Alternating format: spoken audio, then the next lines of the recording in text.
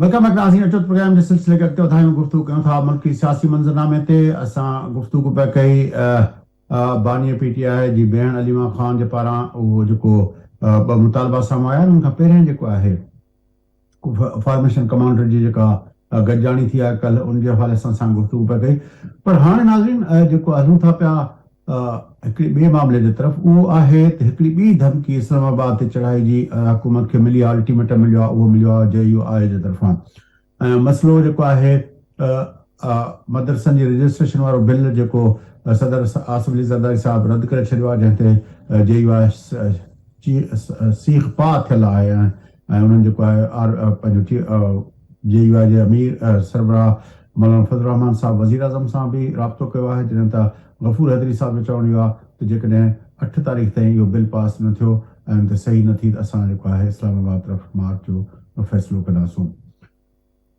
छा सूरत हाल आहे हिन सॼे टग ऑफ वार में, जिते PTI ऐं एस्टेब्लिशमेंट जे विच में जेको तकरार आहे, उनमें जेको आहे 6वीं आईनी तरमीम भेरे ऐं ॿियनि मामलनि ते JUI पंहिंजी सियासी एजेंडा जेका मज़हबी जेका आहे पंहिंजो एजेंडा आहे, उन खे कीअं पंहिंजो सुरकाईंदी अॻिते वधाईंदी पई वञे, इहो हिकिड़ो इम्पोर्टेंट आहे त हिन सॼे टग ऑफ वार मां JUI पंहिंजे जेका नज़रियाती जेका हुननि जी असास आहे उन लाइ कीअं फ़ाइदो वठणु चाहे थी पई।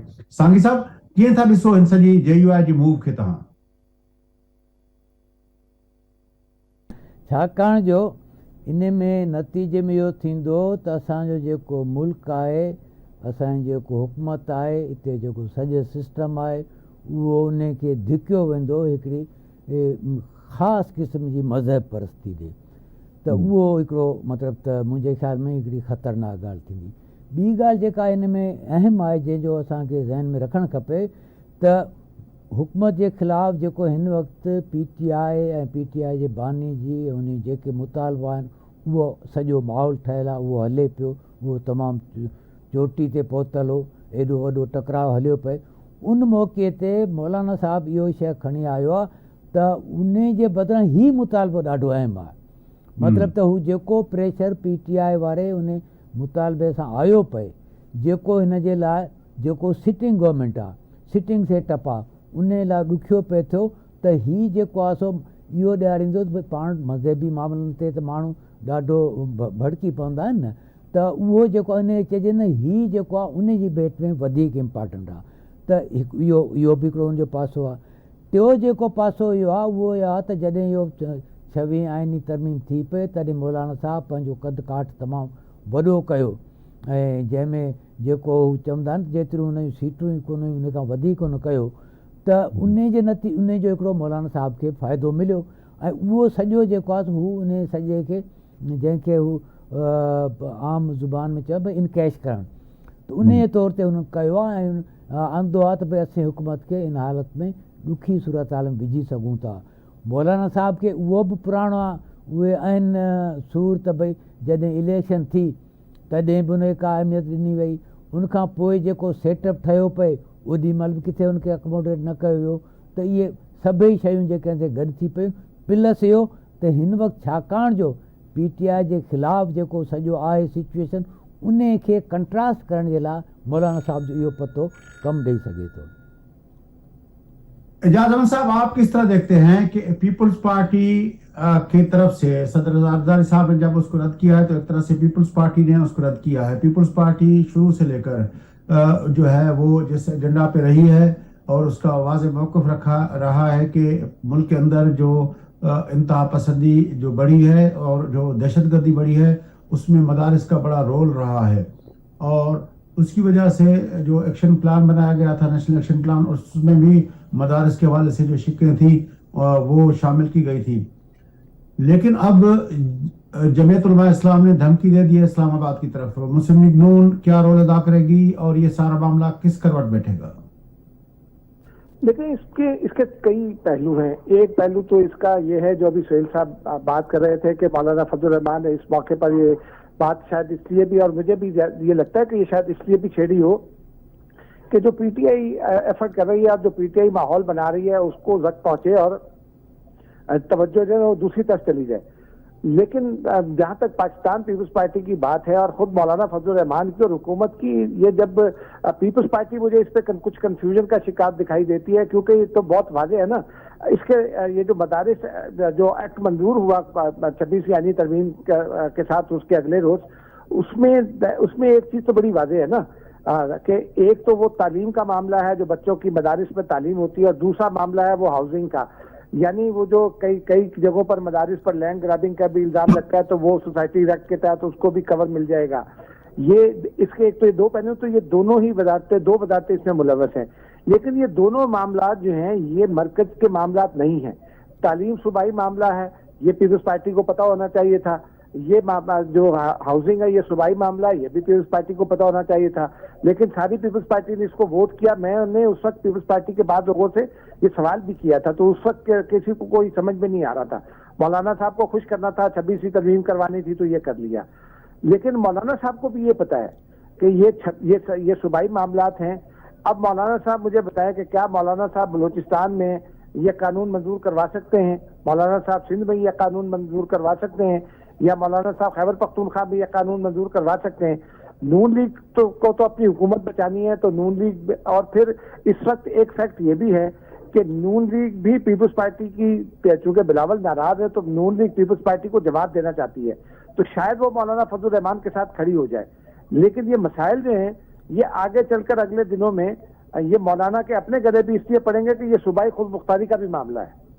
एजाज अहमद साहब, आपकी पॉइंट आ गई। अब सांगी साहब की तरफ चलते हैं। सांगी साहब, तव्हां कीअं था ॾिसो इन सॼे मसइले खे, त ही जेका सूरत हाल आहे, पीपल्स पार्टी जॾहिं हुन सां एजाज अहमद साहब ॿुधायो पिया त जॾहिं बिल इहो पास पियो थियो या 26वीं तरमीम ते जेके नेगोशिएशन हलिया पिया, उन वक़्त ते पीपल्स पार्टी हिमायत करे छॾी, असेंबली मां बि ऐं सेनेट मां पास करण वक़्तु पीपल्स पार्टी हिमायत करे छॾी। पर हाणे जॾहिं सदर मोहतरम वटि आयो आहे त उते पीपल्स पार्टी पंहिंजो चओ त पंहिंजो मौक़िफ़ शिफ्ट कयो आहे। छा सम्झो था तंहिंजा कहिड़ा कारण थी सघनि था? छा पीपल्स पार्टी इहो पॉलिटिकल कंसिडरेशन्स आहिनि जंहिंजे लाइ पीपल्स पार्टी शायदि इहो कयो आहे, छाकाणि जो जीअं एजाज साहब ॿुधायो त हिन जा 2-3 पासा आहिनि।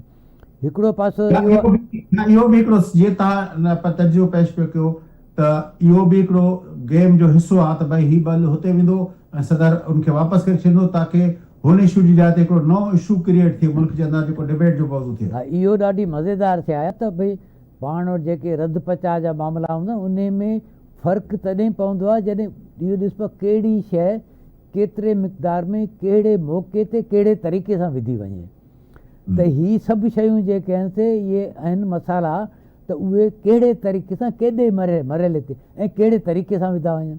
चलो, हिकिड़ो ॿियो मौज़ू आहे पंहिंजो सांगी साहब, एजाज अहमद साहब खे शायदि किथे वञिणो आहे, मां चाहियां थो त उनजो व्यू पॉइंट वठूं। जुडिशरी जे अंदरि जेको तकरार आहे उन वाले सां चीफ जस्टिस साहब जेको आहे बिल्कुलु वाज़े अल्फाज़ में चयो आहे त मंसूर अली शाह साहब जो, जस्टिस मंसूर अली शाह साहब जो जेको ख़त आहे उनमें जेके मुतालबा आहिनि फुल कोर्ट 26वीं तरमीम जे बारे में, याहिया आफ़रीदी साहब रद्द करे छॾियो आहे ऐं सुप्रीम कोर्ट जे जजनि जी अक्सरियत उनजी सपोर्ट करे छॾी आहे।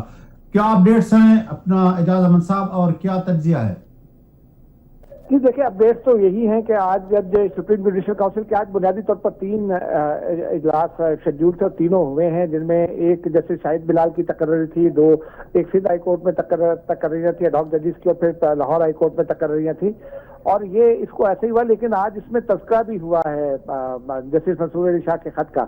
जस्टिस मंसूर अली शाह ने तवज्जो दिलाई कि जी मैंने कल एक खत लिखा था और मेरी ये तजवीज़ थी कि जी फुल कोर्ट में इसको सुना जाए, जुडिशल कमीशन इसको देखे। तो चीफ जस्टिस ऑफ पाकिस्तान ने बहुत ही कैंडिड अंदाज में, बहुत दो टोक अंदाज में साथ साथ उनको ये जवाब दिया कि जुडिशल कमीशन का और फुल कोर्ट का ये स्कोप ही नहीं है।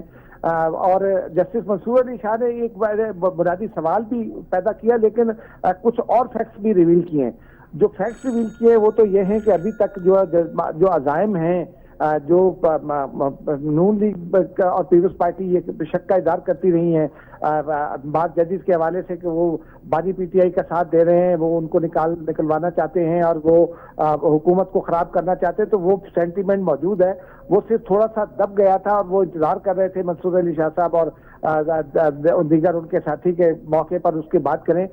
लेकिन जो बुनियादी बात है मंसूर अली शाह साहब ने अपने खत में एक नुक्ता उठाया है कि जी वो 26वीं आईनी तरमीम जो है वो उसके बारे में उसके खिलाफ तो कई जो हैं स्टेक होल्डर्स वो अदालत में मौजूद हैं। तो मुझे तो हैरत है कि ये आईनी बेंच के इजलास कैसे हो रहे हैं या आईनी बेंच समातें कैसे कर रही है। तो सवाल ये पैदा होता है कि जो पार्लियामान का कानून बन जाता है तो क्या अगर 5 लाख आदमी भी अदालतों में दरखास्तें दे दें तो क्या वो 5 लाख आदमी की अदालत में दरखास्त देने से वो सवाल वो कानून खत्म हो जाएगा? ऐसा नहीं हो सकता। पार्लियामान का के हक कानून साजी को सुप्रीम कोर्ट ने तस्लीम किया है, खुद मंसूर अली शाह साहब ने तस्लीम किया है और मंसूर अली शाह साहब आईनी और कानूनी मामला के हवाले से बड़े जबरदस्त जज हैं। लेकिन इस मामले पर उनका ये नुक्ता नजर जो है वो काबिल कबूल इसलिए नहीं हो सकता कि अगर आपने कानून तब्दील करना है, कौमा और फुल स्टॉप तब्दील करना है या आईनी तरमीम को तब्दील करना है तो आपको पार्लियामान को ही वापस जाना पड़ेगा। और पार्लियामान के खिलाफ आप यहाँ एक माहौल बना रहे हैं कि पार्लियामान ने एक कानून बनाया तो ये आप इसको खत्म कर दें, क्योंकि आप इसको बहुत सारे लोग इसको जोड़ रहे हैं। कल से वो जो बानी पीटीआई का मुतालबा था कि 26वीं आईनी तरमीम को वापस ली जाए तो मैं अपना धरना खत्म कर दूंगा, उससे भी जोड़ा जा रहा है।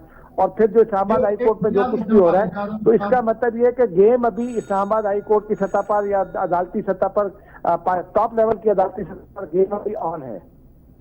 अच्छा, एक बुनियादी मुतालबा कि जब तक बंदयाल साहब चीफ जस्टिस थे तो उस वक्त जो है मंसूर अली शाह साहब दूसरी साइड पे थे, बंदयाल साहब के साथ नहीं थे।